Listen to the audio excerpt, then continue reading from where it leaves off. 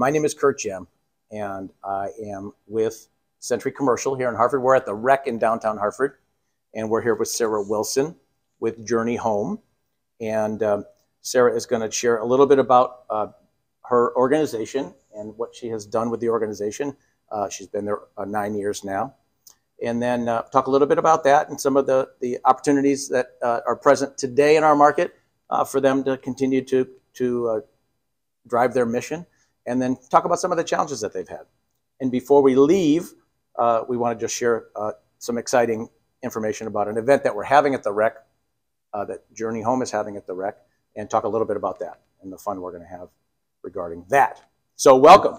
Welcome to what we call, what I call our series. It's called Onward. Oh, thank you. Thanks for having me today. You're welcome. This is great. So so please do tell us, in your words, whatever you're comfortable with, just talk a little bit about Journey Home and what the mission is, and what kinds of successes you've been having in our community, and how we can help you, and how our followers can help you to continue with that journey. Yeah.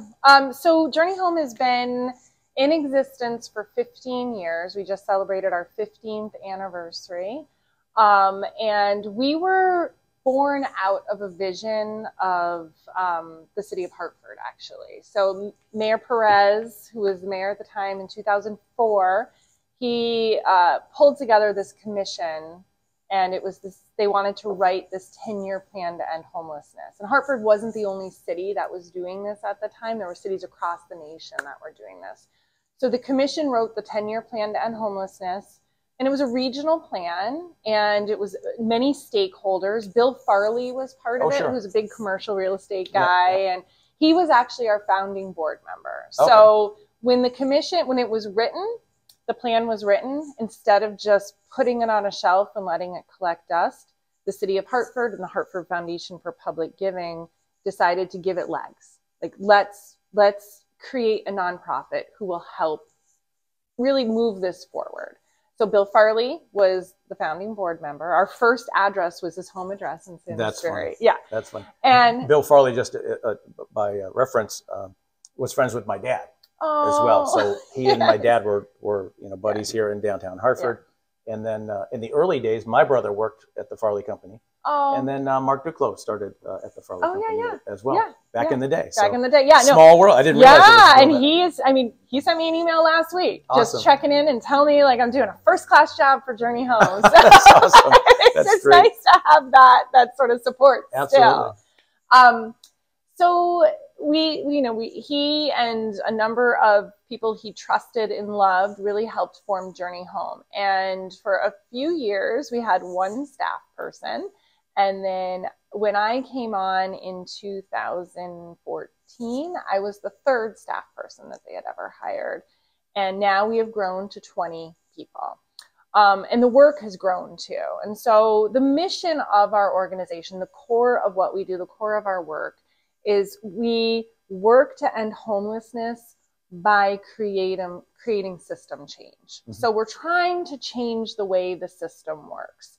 Before we entered the scene, the homeless system was a very siloed sort of approach to solving this problem. A lot of bandages. So this shelter would work independently, and this shelter would work independently, and this housing program would work independently. And so if you were experiencing homelessness, you were bouncing around from shelter to shelter, housing program to housing program. Services were being duplicated. So when we came into the scene, what we did was we tried to create a universal system. So we created this universal housing application.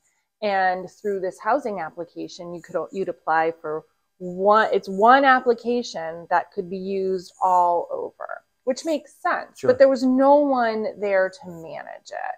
And that was us. So we came in and we said, we want to create this coordinated system of services so people don't slip through the cracks, so we don't duplicate services, so people aren't getting lost. And we did. That's what we set out to do. So starting in 2014, we began tracking our progress. And the first measure was really veterans homelessness, at which we ended veterans homelessness And what we call is it's at functional zero, because there will probably always be people who are experiencing homelessness who are vets, but we created a system where people can move quickly through it. So, you know, we have measures. So if they find themselves homeless, there's this service, and this, and you can move them quickly onto the path of gaining housing. So we accomplished that goal in 2018, and it may have been 2017, was under the Malloy administration. And then we also, at the same time, a parallel process, we were working on ending chronic homelessness. And chronic homelessness is defined as somebody who's been homeless a year or longer and has a disabling condition. Since 2014, since we've been tracking this, we have seen a 90% decrease in chronic homelessness in our region. So that's huge. I mean, it's huge numbers. And, you know, we've had a number of successes over the years. And I think the thing that I really appreciate about our work is that we are here to coordinate a system. Our ears are on the ground. We're listening to what the people, the providers are needing, what the providers are saying, and then we work really quickly to fill those gaps. Sure. So we bring funding into the system. We serve as a fiduciary to ensure that the funding goes to the right places. And then during the pandemic, I mean, we were basically ground zero for pandemic response. So Journey Home handled all of the decompressing of the shelters, the moving folks who were homeless from the shelters into hotels. We managed food, we managed staffing. We really became that central point of managing the folks who are experiencing homelessness through a pandemic, which we've never done before. Right, and hopefully we won't have to do it anytime soon. Right, and I can't say it's never going to happen exactly. Again, We have an employment program at Journey Home. Yeah. We have a furniture program, so where we offer free furniture and household goods to people who are moving from homelessness to housing. And we try to make it barrier free, although, you know, we have to clients need to speak with their case managers, and the case managers need to make a referral through our system, and they had to have been homeless within the last year, but there's no cost to them. There's no cost to the agency that makes the referral. There's no cost to the client. We fund the program entirely to serve the community. Okay. We also serve 35 towns and cities. So we are truly a regional organization. I mean, from when I leave here today, I'm going to go to New Britain and go to a shelter opening in New Britain. So we are all over the map. And we're really, I've been here so long because I know we're making a difference in people's lives. It sounds like it. Yeah. It sounds like the coordinated effort of the agencies, the organizations that have need, and everybody that was out in the market, so to speak, trying to do great things. You guys have kind of brought that all together in a way. Exactly. And it creates, like you said, you created a system. Yeah. So, you know, it sounds like that system is working. It is working, and we're seeing a lot of progress. And that's awesome. That's Yeah. awesome. Yeah. So that, you know, that sort of begs the question, you know, and you talked a little bit about funding. Talk about how are you supported? You know, you have a 20-person organization, nonprofit. And so talk a little bit about what that looks like. The funding climate is always changing. When I started 9 years ago, our funding looked entirely different. I mean, we had some state funding and some small foundation funding and some local funding. I mean, we were funded by the city of Hartford and Hartford Foundation, but we were much smaller. And so as we've grown and we've built, you know, a reputation, we've received more federal dollars, especially through the pandemic. So we do receive federal funding. We have state funding. We have some local government funding. There are a few municipalities that support us. City of Hartford being one is our strongest supporter. The town of Manchester supports us financially. The town of Windsor Locks, interestingly enough.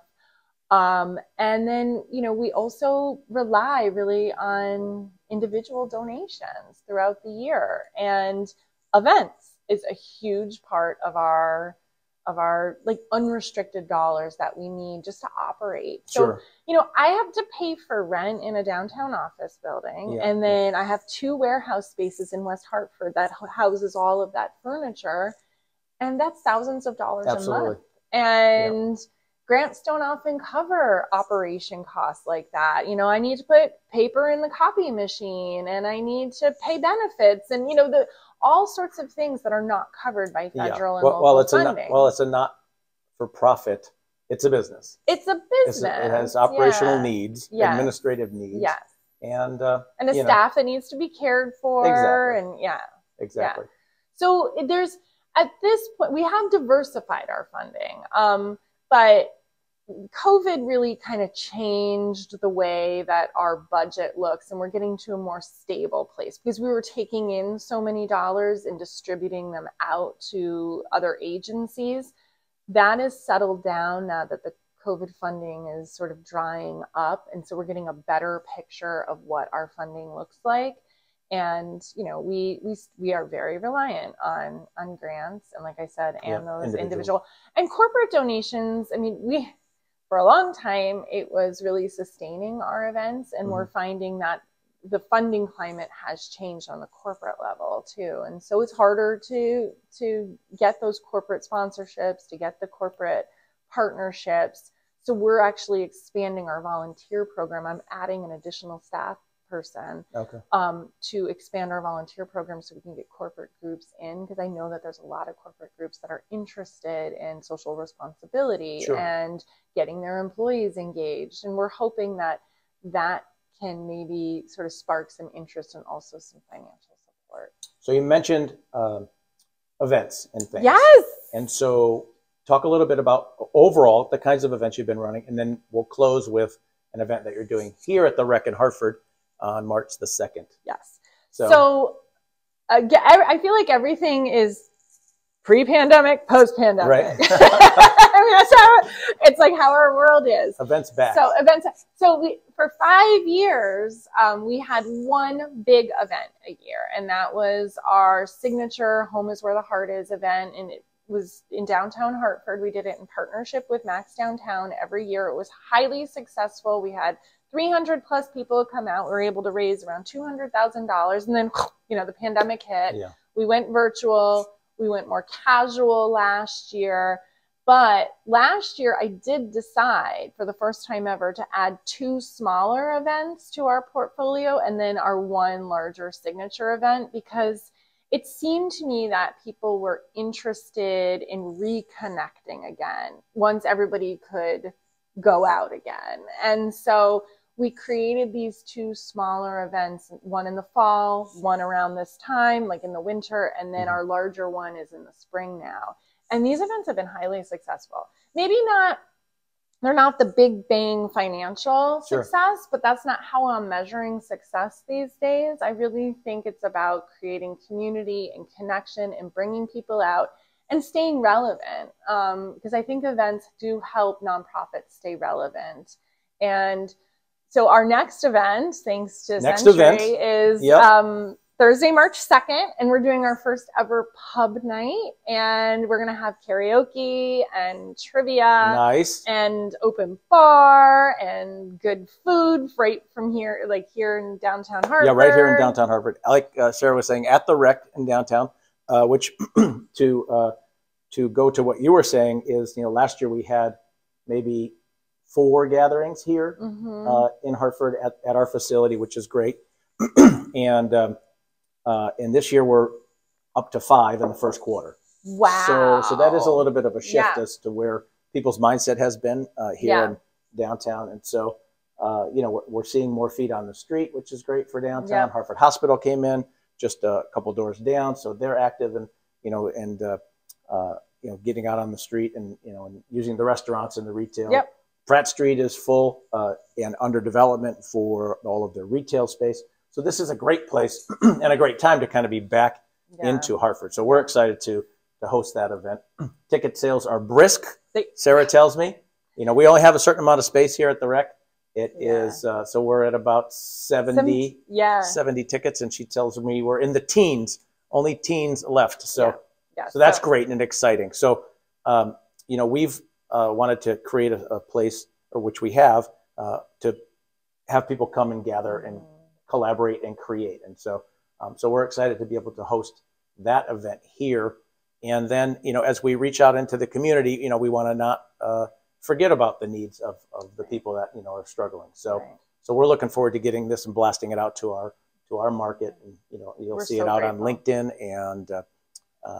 and hope you will support this organization, whether you come and buy a ticket, or whether you catch their next event, or whether you make a contribution. You'll be able to have an opportunity to do that at the end of our video segment. So that's where we're at. Thank you so much, and thanks for the opportunity to talk with me today, but also to host us in a few weeks. And we're just thrilled to be here in downtown Hartford, supporting like this beautiful city that we call home, and we feel the love and support from partners like you. So thank you so much. All right, Sarah, thank you so much. Nice to see you. It's good to see you. Have a good day. Thanks, guys.